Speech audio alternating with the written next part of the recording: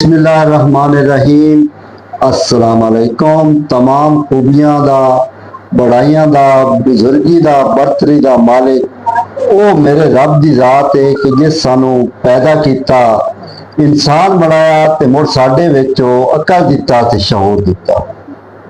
मेरा गल इंज है भी तुहानू पता है भी पूरे मुल्क विच ना सर्वाइकल कैंसर दी मुहिम शुरू है। इस सिलसिले दे विचों यूसी 32 दे विच भी पूरे इलाके च ना वैक्सीन लगदी पई है। इहदे विचों तकरीबन स्टाफ दे काफ़ी लोग शामिल हैं। इन्हां दी जिहड़ी निगरानी है वो करदे पैन UCMO 32 मार वाजिद अली हंदलाना। वो लोग डरे होन बच्चियां नू ये टीके नहीं लवाइंदे पे बई पुराना जमाना ते उस वेले ना घर स्प्रे होंदे आन बई जरासीमा तो बचाओ दे स्प्रे मच्छर ना होवे होर जितने जरासीम है। औरतां की करना भी घर के ताले मार के ना मुर्गिया च वग जाना और अपरा वग जाना स्प्रे ना कराना।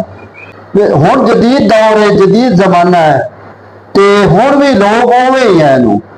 क्यों अपनी बच्चियां नू कई तो लोग डर तो टीके नहीं लवाइंदे पे भी खुद असां भी अपनी बच्चियां नू टीके लवाने वाला ऐसी कोई मैं तो गल नहीं वेखी।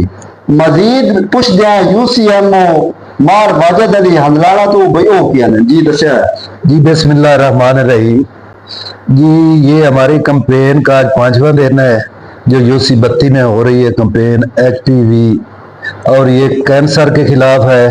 और इसमें हमने 9 से 14 साल तक की उम्र की तमाम बच्चियों को इसके खिलाफ वैक्सीन लगानी है।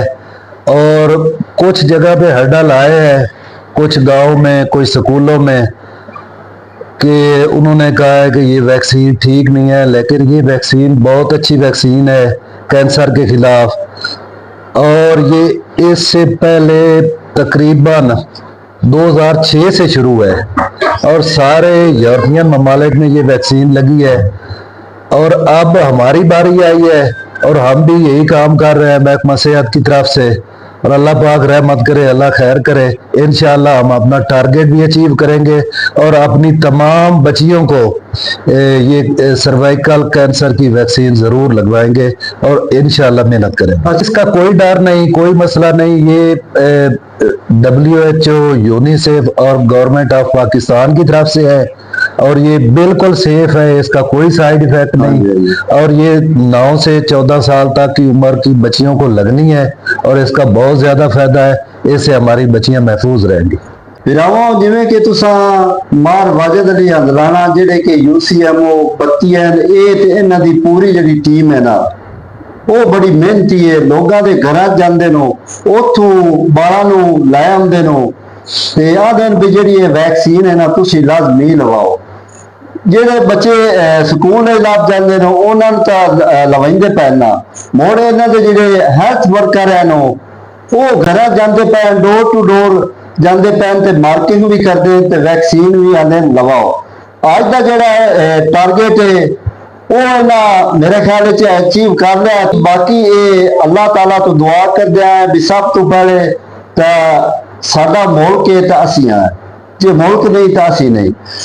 ते ये डरो जको कोई ना ते अपनी बच्चियां नू वैक्सीन लाजमी लगाओ, इनका साइड इफेक्ट कोई नहीं क्योंकि पूरे मुल्क ये मुहिम शुरू है। पूछ दिया है भी टारगेट जितना इन्होंने मिलया वो अचीव होया या नहीं, ये की हाल है? आज ना जो हमारा टारगेट था ना वो 168 था और उसमें 118 बच्चियां हमारी स्कूल की थी, बाकी कम्युनिटी की थी।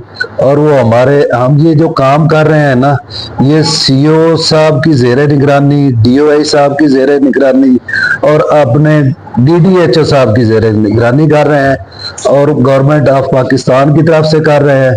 और इंशाल्लाह हम अपना टारगेट पूरा करेंगे और तमाम बच्चियों को टीके लगाएंगे। वाजिद गल इस तरह है कि ज़ाहिर एक कम्युनिटी जिहड़ी है ना उनके जिहड़ा शऊर बेदार करना है, उनके जिहड़ी तुहाडी टीम है ना उनका UCMO 32 की टीम पूरी है, उनका बड़ा अहम रोल है क्योंकि इन्होंने लोगों को घर घर जाके अवेयरनेस दी है। स्कूलों गए मुझ जी हेड मिस्ट्रेस आ स्कूल की उस बड़ा अच्छा गाइड किया है ਤੇ ਉਹਨਾਂ ਸਾਰੇ ਬਦਲਾ ਟੀਮ ਵਾਲਾ ਟੀਕੇ ਲਵਾਣੇ, ਇਸ ਬਾਰੇ ਤੁਸੀਂ ਕੀ ਆਂਦੇ ਹੋ?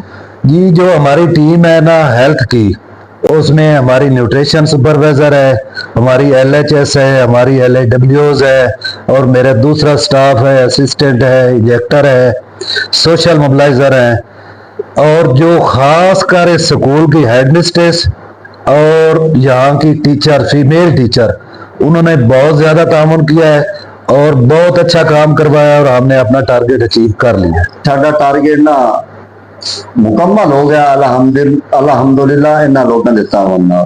ਹੁਣ ਦੀਆਂ ਇਤਨੀ ਗੱਲਾਂ ਜੇ ਜ਼ਿੰਦਗੀ ਦਿੱਤੀ ਇਜਾਜ਼ਤ, ਜੇ ਜ਼ਿੰਦਗੀ ਦਿੱਤੀ ਮੌਲਤ, ਨਵੀਆਂ ਗੱਲਾਂ ਦੇ ਨਾਲ ਤੁਹਾਡੀ ਖਿਦਮਤ ਵਿੱਚ ਦੁਬਾਰਾ ਹਾਜ਼ਰ ਹੋ ਸਾ ਆਪਣੇ ਸੱਜਣ ਆਪਣੇ ਬੇਲੇ ਤਸਮੇ। ਲੋਕਾਂ ਨੂੰ ਦਿਓ ਇਜਾਜ਼ਤ।